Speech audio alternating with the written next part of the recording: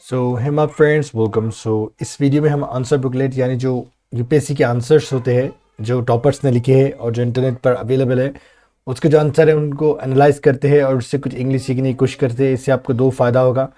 एक तो आपको इंग्लिश समझने में इंग्लिश सीखने का मौका मिलेगा, और दूसरा जो आंसर किस तरीके से लिखा जाता है उसका इंट्रोडक्शन, बॉडी, कंक्लूजन, क्या क्या लिखते हैं टॉपर्स, जिन्होंने भी first rank, second, third, fifth जो भी टॉप 10 होते हैं हम उनके आंसर बुक ले लेते हैं और उससे इंग्लिश सीखने की कोशिश करते हैं और एनालाइज करने की कोशिश करते हैं। तो अगर आपको भी इंटरेस्ट है इन सारी चीज़ों में, अगर आप भी यूपीएससी की पढ़ाई कर रहे हो और आपको फालतू वक्त नहीं बिताना है कहीं भी, तो आप इस वीडियो को ज़रूर देखें। और वीडियो कैसा लगा हमें बाद में ज़रूर बताएं कमेंट करके। तो हम हमारा वीडियो शुरू करते हैं। देखिए, in India governors discretionary power, okay, powers are wider than those of the president.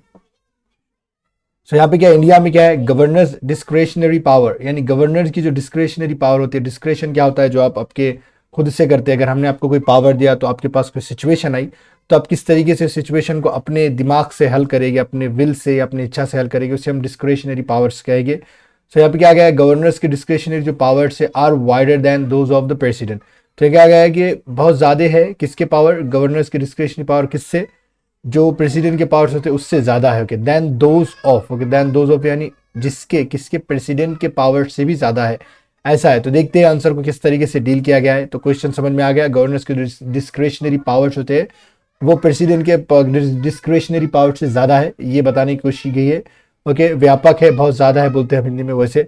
सो देखिए, governor is the constitutional head of the state and appointed by the president. देखिए, गवर्नर इज यानी है, क्योंकि गवर्नर एक माना जा रहा है इसलिए हम इज लगा रहे हैं। Is the constitutional head. Okay, अब कॉन्स्टिट्यूशनल का अगर आपको मायने नहीं पता है तो आंसर में ही कॉन्स्टिट्यूशनल हेड लिखा गया है। Okay, head of the state मतलब कॉन्स्टिट्यूशनल हेड होता है स्टेट का, एंड अपॉइंटेड बाय, और अपॉइंट किया जाता है किसके द्वारा, प्रेसिडेंट के द्वारा।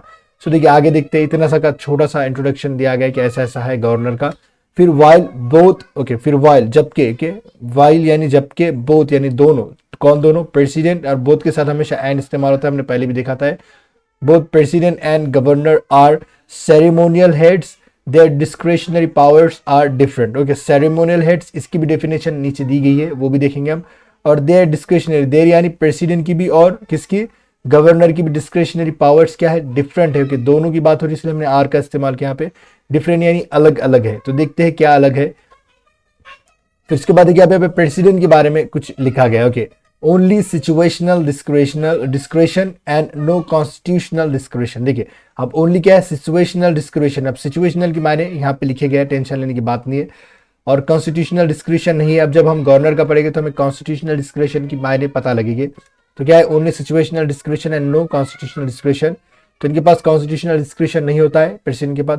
Appointment of prime minister when no party has clear majority. देखिए, आप अब समझिए, अभी इलेक्शन होने वाले हैं लोकसभा के, तो अगर वहाँ पे कोई प्राइम मिनिस्टर, जो कोई पार्टी है, अगर से मेजॉरिटी नहीं बनाती और कोई प्राइम मिनिस्टर नहीं है, तो क्या होने वाला है, no party has clear majority.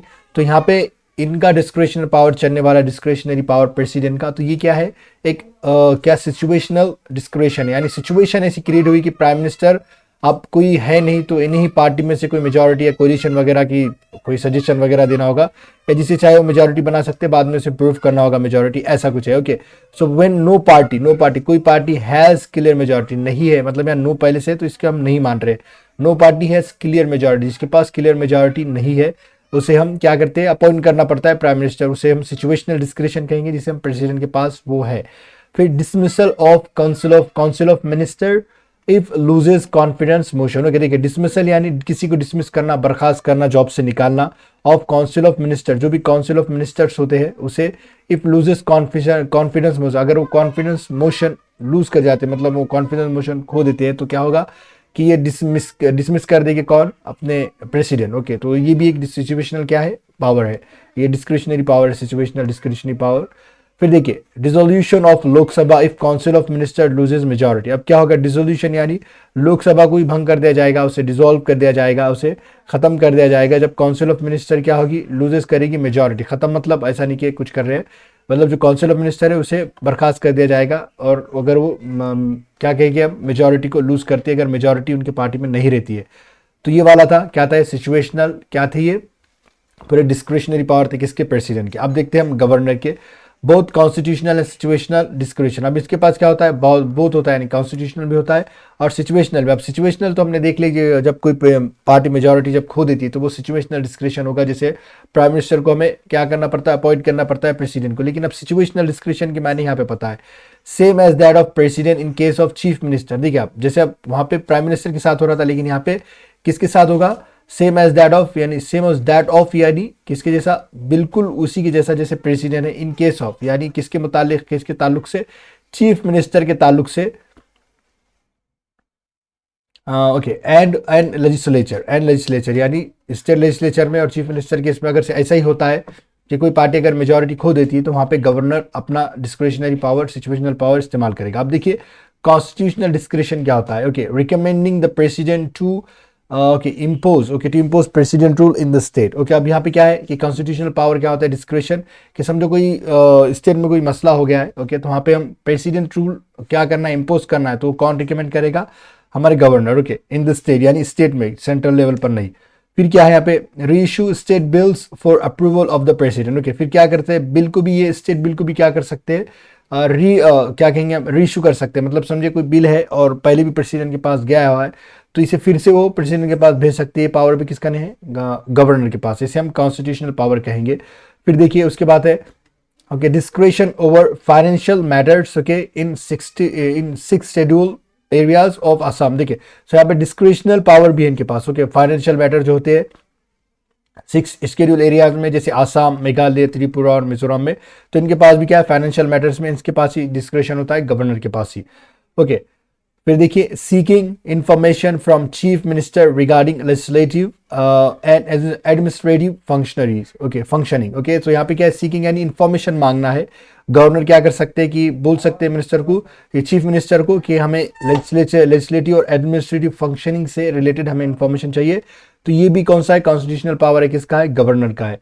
Okay, सो यहाँ पर है, सो देखिए, दस discretionary powers of governor are wider than that of president. तो 10 यानी इसी प्रकार, इस तरह डिस्क्रिशनरी पावर्स जो भी है, जो खुद से लिए जाते हैं गवर्नर के, आर वाइडर बहुत व्यापक है, बहुत बड़े हैं, देन दैट ऑफ प्रेसिडेंट, किससे, प्रेसिडेंट के पावर से। Okay, it is a reflection of quasi federal nature of Indian state. So ये किसका रिफ्लेक्शन है, रिफ्लेक्शन यानी समझेगा, हम आईने में देखते हैं तो हम अपने आप को नजर आते हैं, तो उसी कहेंगे हम क्वाजी फेडरल। ओके, मतलब रिफ्लेक्शन कहेंगे of quasi federal nature of Indian state. Okay, यही क्वाजी फेडरल का क्या है, ये रिफ्लेक्शन है हमारे इंडियन स्टेट का। Okay, so whereby the governor okay ensures constitutional governance in state। मतलब क्या है, जहां पर क्या करते हैं, गवर्नर इंश्योर करते हैं, सुनिश्चित करते हैं कॉन्स्टिट्यूशनल गवर्नेंस को। कुछ भी मसला होता है कॉन्स्टिट्यूशनल लेवल का तो गवर्नमेंट के हाथ में होता है। तो देखिए, ये छोटा सा वीडियो था, अगर आपको पसंद आया तो आपको पता है लाइक करना, और हमें कमेंट करके बताएं कि आपको ये वीडियो कैसा लगा। अगर आपको सच्ची में वीडियो पसंद आ रही है और कुछ भी सीखने को मिल रहा है नया, तो आप इस वीडियो को लाइक करें और हमें कमेंट में ज़रूर बताएं, ताकि हमें और इंस्पिरेशन मिल सके और हम आपके लिए और ज़्यादा अच्छे से अच्छे वीडियो बना सके। वीडियो देखने के लिए आपका बहुत बहुत शुक्रिया।